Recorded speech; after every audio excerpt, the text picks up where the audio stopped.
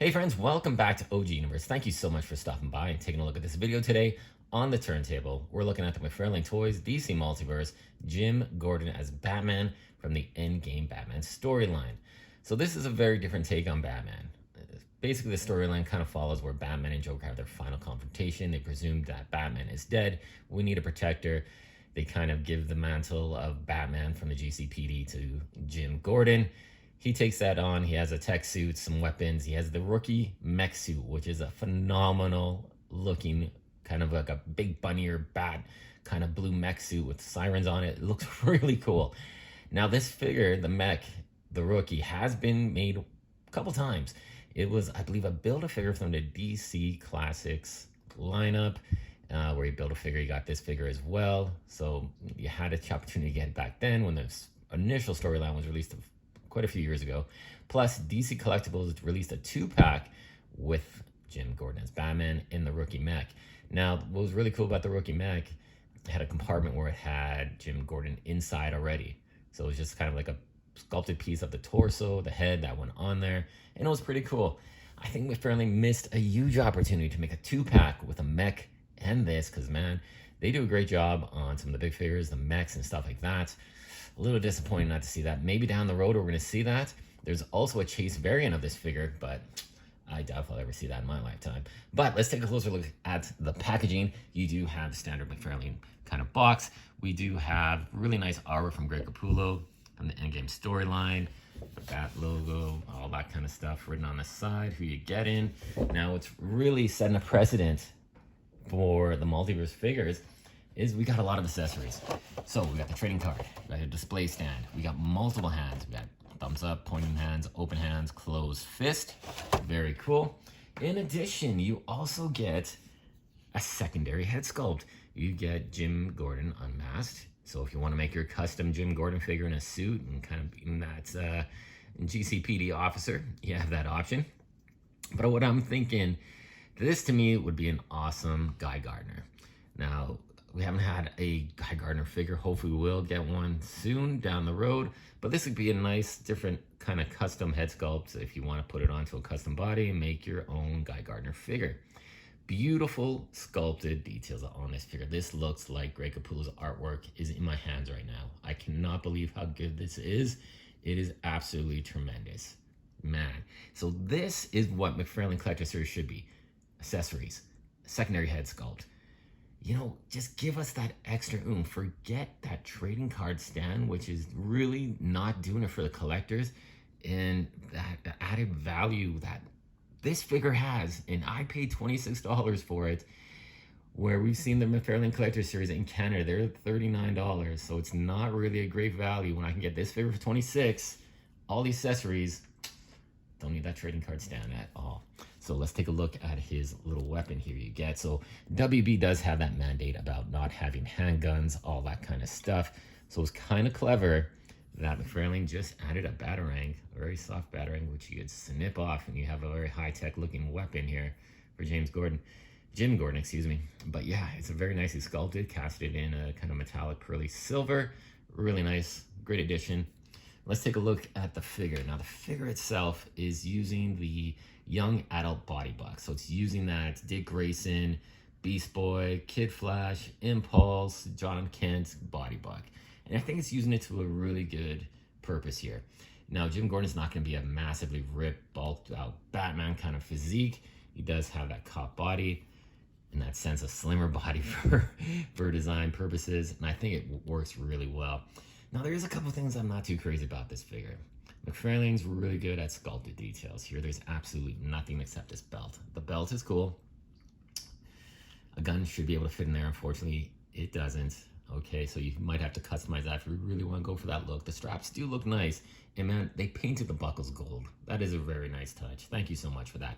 But, as you can see, this is not sculpted. It's not a sculpted detail. It's just a deco applied onto the chest, as well as these markings here. I would have really preferred if this was sculpted. I really don't like how it's just a deco on there. And yeah, that's really the two things that I'm not too crazy about. In addition, this head sculpt. The head sculpt is actually very, very good for a Batman. I I mean, this captures that look really nicely. Got a little bit of elongated nose, a little bit longer bat ears as well. But unfortunately, to me, from my perspective of looking at this figure, the head just seems a little bit too big for this body buck. Just saying. Maybe it's a little too big. In my eyes, it does seem just a little too big. But the figure is really nicely done in that sense, but it is so simplistic. So I think that's why they did add all the extra accessories. So they're not using a lot on any decals here. There's no extra paint or anything like that. So the budget-wise, I can see why they threw in the extra hands and the head sculpt and the weapon. But moving forward, if you're gonna charge $39 Canadian, you're gonna charge $30 American, this figure should be the standard for the collector series, without a doubt. Now let's quickly go over articulation. You do have the side attitude like crazy, really good neck articulation. You have the spacer joint for the butterfly hinge, ball joint at the shoulders, bicep cut, double jointed, ratcheted elbows, ball joints at the wrists, torso articulation, not too bad, right? You do have that cut there. You have the ball joint at the waist, ball joints at the hips, double jointed ratcheted knees. You do have toe articulations, pivot, ball joints, and the ball joint is really nicely sculpted and just hidden with the rest of the boot cut here. And as you can see, the same pattern that we saw on the John Kent figure is there as well. So let's take a look and pop this figure's head off, which you can, and let's put on the unmasked head. So the head comes off really nice. And if you saw all of my work on the Definitive Superman and the customs I did with the affected Hush body buck, this is the longer neck peg as well.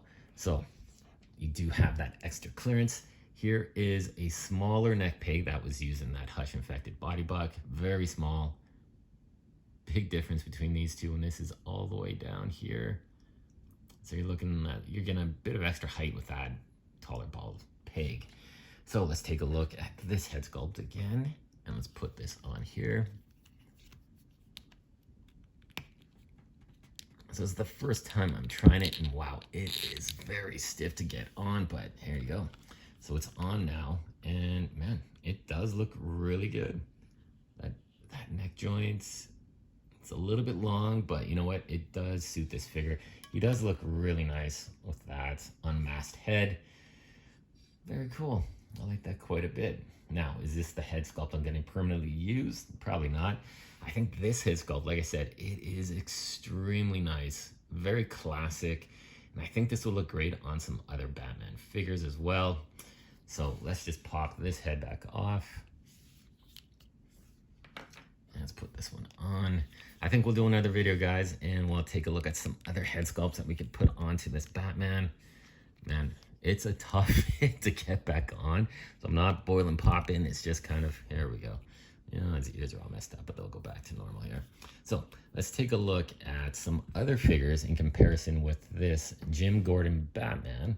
So as we said before, this is using the same body buck. It's the Nightwing figure from the Titans lineup. So you can see these two are, of course, really on scale with each other since they're the same body buck. And it looks quite good. That Batman is striking. Really quite nice. Very cool. Now let's put him up against, let's say, a villain. The Joker from Infinite Frontier. One of my favorite versions of the Joker. I really like the New 52 Classic style. Or the Rebirth one, excuse me. But this one just has such a very unique style to it that I just like it a lot. It's a very cool figure. And the height comparisons are good. I think the scaling is really good with these two as well. And then we'll compare them with a figure that doesn't get much love from the DC Multiverse, and that's Hush. So I think they missed the boat on this Hush. They gotta make a new one. Give him the open coat, give him the full sculpted torso, everything that we'd want. And then, if you wanted to, for maybe a collector series, give him the Jason Todd head sculpt as well with the white streak in the hair. That would be a phenomenal figure that I think people would definitely clamor to and want to buy. Give him a kind of a custom paint job on the gun here. That's from the Mcfarlane munitions pack, excuse me. Very nice. And we'll compare him with another kind of a smaller stature Batman. And this is the Rebirth version. So I'm kind of thinking, guys, I wouldn't mind seeing this head sculpt on that figure and vice versa. So I think we're gonna try that in another video, and we'll go from there. But guys, this figure is hitting retail shelves right now. I would not hesitate to buy it. You're getting a lot for your money in this figure. In America, I believe they're gonna be about $19.99 at most retailers. Canada, we're able to get them at GameStop for about $26.99 with your Edge card. So I think it's really a great looking figure, kind of simplistic with the paint job, definitely, but they did add some nice touches with the painted buckles, skimped out on the decos on the bat emblem and the shoulder kind of deco as well. Would have liked to have seen those sculpted, raised up, but you do get a lot of accessories. You get the 6 pairs of hands, 6 in total hands, excuse me, the accessory and that extra head sculpt, which is a huge plus and a big win for us collectors. Definitely getting our value out of this figure, and I think it'd be really cool to have on your shelf. So if you see them, don't pass it up. Grab this figure. It'll be worthy to add to your collection. Thank you so much for stopping by and taking a look at the video, guys. I really appreciate all the feedback, comments. Thank you so much, and we'll see you in the next one.